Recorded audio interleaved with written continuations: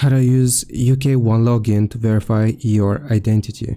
Now you will need two apps. The first one is going to be the One Login app, and the other one is going to be the Government UK ID Check app.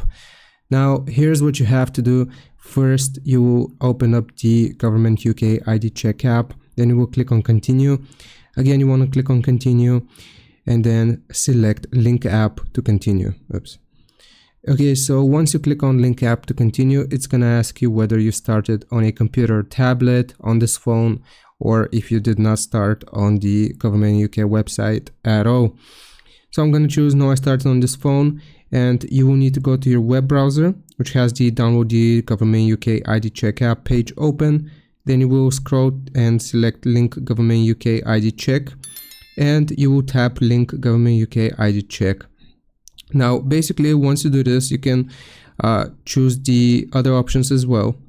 If that doesn't work for you, you will use a QR code. If you are using a computer or tablet, basically it's going to display a QR code on your computer or tablet, which you have to scan, and that is going to initiate the link process.